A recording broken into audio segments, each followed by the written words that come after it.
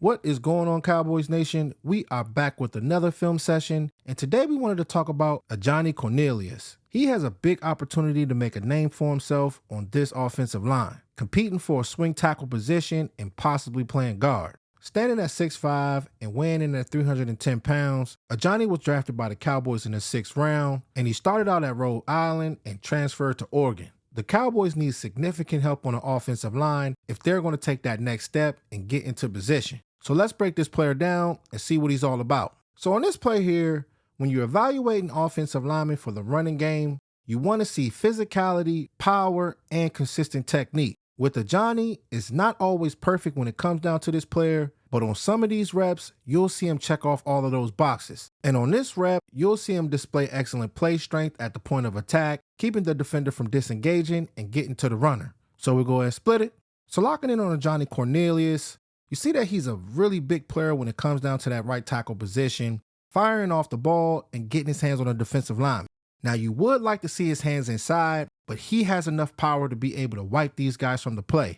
And one thing when it comes down to this guy, consistency will be key. You will see a lot of good plays from this player, but there are bad plays that he has to clean up. But as far as the running game, that is one of his strengths. He has a great understanding of positioning and finding ways to be able to make it easier for these runners. And not only being 6'5", but this is one of those players that has a long 82-inch wingspan. So if he can be able to get his hands on you, it's hard to be able to get away from him. And as far as his entire career, he started 50 games and he was an unranked recruit, but this player has absolutely put in a lot of work. But seeing him latching onto that defensive tackle, driving those legs, and flooring them was great to see by the young tackle. One thing I really like about Cornelius is his power. When he does engage with these defensive linemen and gets his hands inside, he has enough strength to completely control defenders and make them a non-factor on a lot of these plays that I saw. And I cannot stress it enough. Good technique is crucial here, with hand placement being key. But with the proper coaching, he'll consistently get himself in the right position. So let's run it. So like on this play here, you see number 0, he's rushing without a plan. The thing is with this kind of player in Cornelius, he has those long arms to be able to latch on and get these guys out the way. Now, he didn't sink his anchor. He is driving those legs, but this is what we love to see when it comes down to the offensive line, having these offensive linemen going out there and fighting it out and allowing the quarterback to go out there and make a play. And playing that right tackle position or the left tackle position is going to be a lot of challenges. It won't be perfect. He will see a lot of NFL players at the next level that do not rush with a plan. So it's good to see that this player is aware of that and has that ability to be able to capitalize off their mistakes. But as far as this player's footwork, he doesn't move the best as far as laterally, but he does show good effort when it comes down to these reps. And in my opinion, I think that he is the better run blocker versus pass pro, but coaching is what's going to bring the best out of this athlete. But seeing him being physical with that defender again, getting those hands inside, and riding him outside the pocket was big time. Here's a play that I really like from him where he was able to catch the spin move and keep the defensive end out of the pocket. So on this play here, just looking at number 33, firing off and giving a stiff spin move. Now, when you're going up against players like Micah Parsons, he's a lot more quicker when it comes down to that edge position. But with this kind of player here, if you're going to be stiff against him, film shows that he finds ways to be able to remove these guys out of the play. And being a player who started off with Rhode Island in 2020 and played to 2022, he had 25 starts with 2 sacks allowed. And as far as 2023 and 2024, he started 27 games for Oregon, only 1 sack given up in 2023. And in 2024, he gave up 1 sack, and he had the fewest sacks allowed in his final year. And that just shows that this player has been putting in that work and is ready to get this thing rolling. And another good thing about this player, he's versatile. He started his career out at guard, and he told reporters that he's comfortable playing inside or outside. And that's the guy that you need, a guy that is willing to play anywhere if his number is called. With a player like Ajani in the run game, he has an understanding of contorting his body, flipping those hips, and being that wall to make it hard on the defensive line. When you have players like Jadon Blue, Miles Sanders, all they need is half a second for them to see it, hit it, and go. Having that awareness of the right positioning is key on the offensive line, keeping good leverage and giving runners a chance to make a play. So let's spin it. So running this play here, you see that defensive end he's trying to knife inside.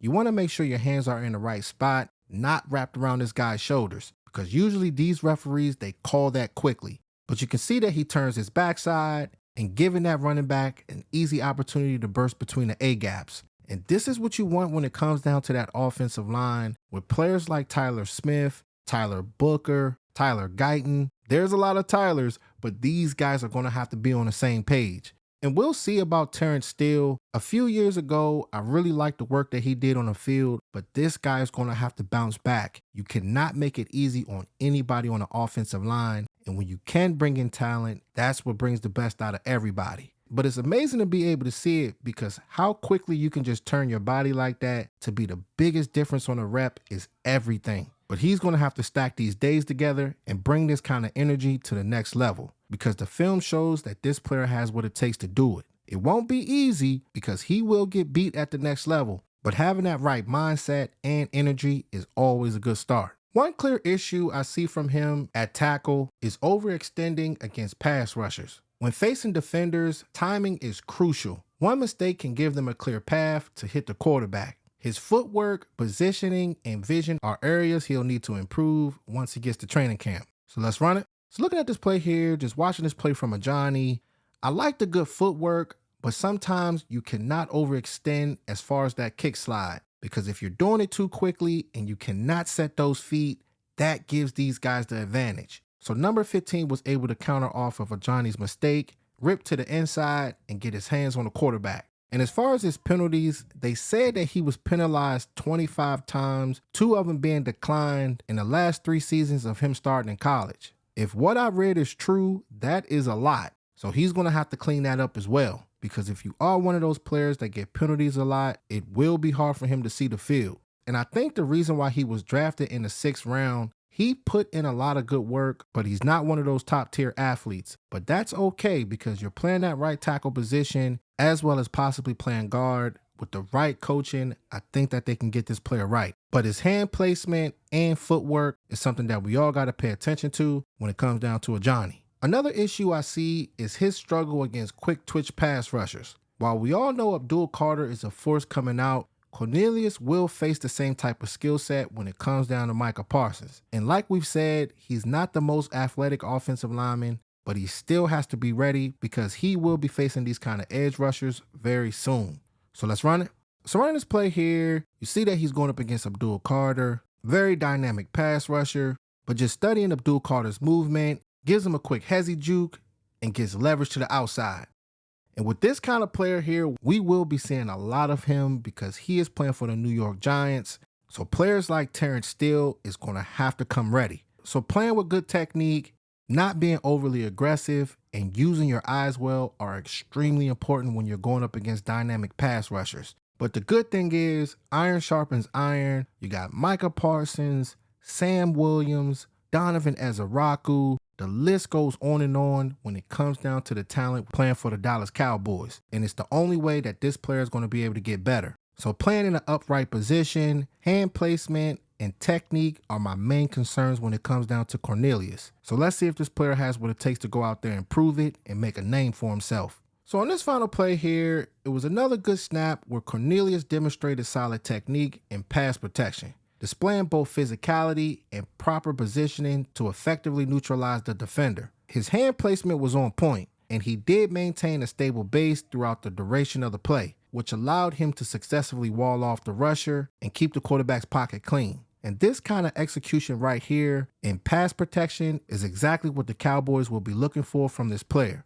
So let's run it. So running this play here, you see that he has good footwork on this play. It's good to see it because I know that this player can be able to do it. He just got to be consistent.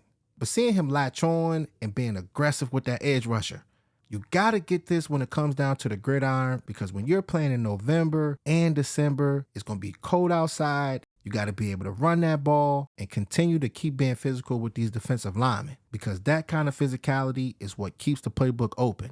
But when you see a player that has the size, he has the raw strength, his skills are evolving as far as a pass protector, he definitely has what it takes to be able to turn some heads in training camp. But starting out at Rhode Island and going to Oregon in that Power 5 and going up against those pass rushers and doing well, that tells me all I need to know when it comes down to this talent. No player is perfect, but it's all about having that grit, that will and determination to go out there and make a difference. So it's going to be good to see how it all plays out on the offensive line. We are getting close to football. It is absolutely exciting. And we have ran through so many of these players on film. So if you guys have missed any of my film sessions, be sure to check it out. It's not easy to make these film sessions. That's why I want you guys to subscribe to the channel, because we want to keep this thing going. But as far as Ajani Cornelius, when you have all of those players around you on the offensive line, and you're going up against all of those defenders that we named, the door is wide open for this player to grow, and we will see soon if he has what it takes. But as far as that offensive line,